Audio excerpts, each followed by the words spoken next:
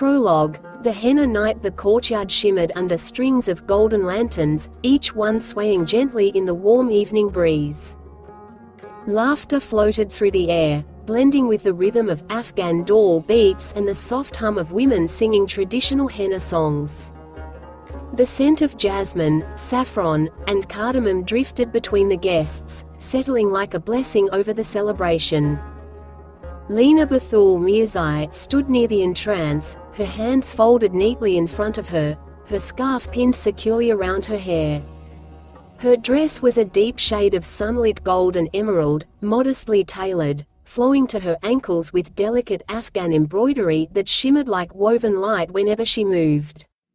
She blended into the celebration with quiet grace, elegant, composed, and unmistakably reserved. She kept a careful distance from the men's side of the courtyard. Even here, among family friends, she stayed alert. A lifetime of being taught the boundaries of non-related men she was not permitted to interact with closely, shaped her every movement.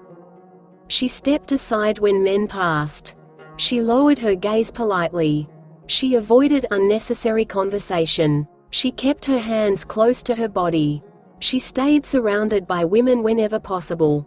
Her modesty wasn't shyness, it was conviction. It was dignity. It was the way she honored her faith.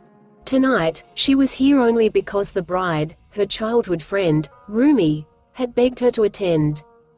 Lina rarely went to mixed gatherings, but Rumi had promised the henna night would be women only.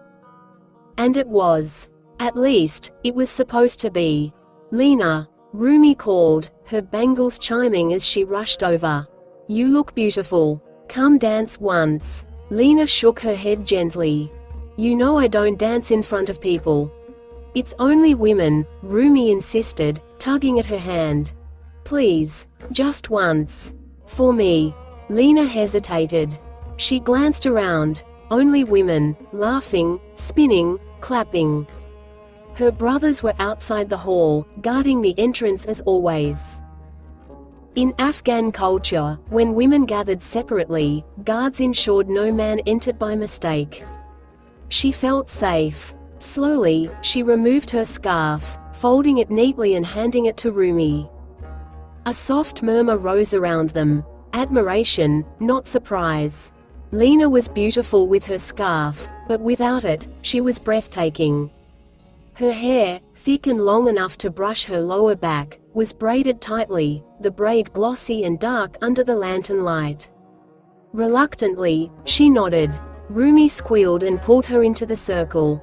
The music swelled, and the women began to clap and sing Afghan folk songs, rhythmic, graceful, full of joy. Lina moved slowly at first, her steps small, her hands close to her chest. But the music was warm, and the circle of women around her felt like home. She let herself turn once. Then again. Her dress swirled around her ankles. On the third turn, her braid loosened. The spin was too quick, the movement too light, the braid unraveled, strand slipping free until her hair cascaded around her shoulders. It swept across her face as she turned, half covering her eyes. And that was the moment he walked in. A man stepped through the entrance, tall, camera hanging from his neck, expression focused as if he was searching for someone. He wasn't supposed to be here. No men were allowed during the women's function. But the bride's family had hired a photographer last minute, and no one had warned the guests. He entered quietly, intending only to take photos of the bride and her friends. But the instant he saw her, the girl spinning, her hair falling across her face like a veil, he stopped. Her eyes met his through the curtain of her hair. Just a second. Just a breath.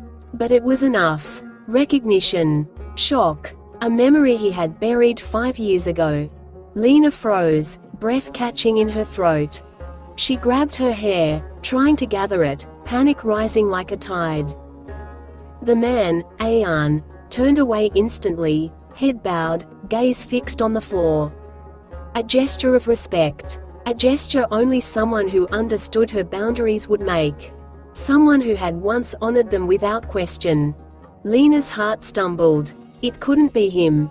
Not here. Not after all these years. She rushed out of the circle, covering her hair with trembling hands.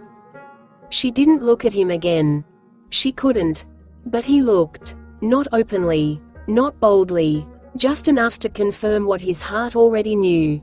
It was her.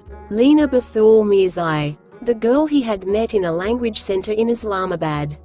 The girl who had taught him what modesty meant. The girl who had taught him what boundaries were. The girl who had taught him what respect felt like. The girl he had left behind. He exhaled slowly, the name he used now, Ayan, feeling suddenly too small for the storm inside him. Beneath the disguise, beneath the false identity, Lorenzo Vitalio felt the ground shift. He had come to this wedding for a mission. A prophecy. A demand from his mother. A threat from fate itself. But he had not expected this. He had not expected her. And as Lina disappeared into the crowd, avoiding him with every step, Lorenzo understood something with a clarity that chilled him. This time, he would not be able to walk away. Not from her. Not from the truth. Not from the past he had buried. Because Lina, the quiet, modest Afghan girl who once studied Italian beside his Urdu classroom, was no longer just a memory. She was the key to everything. And she had no idea.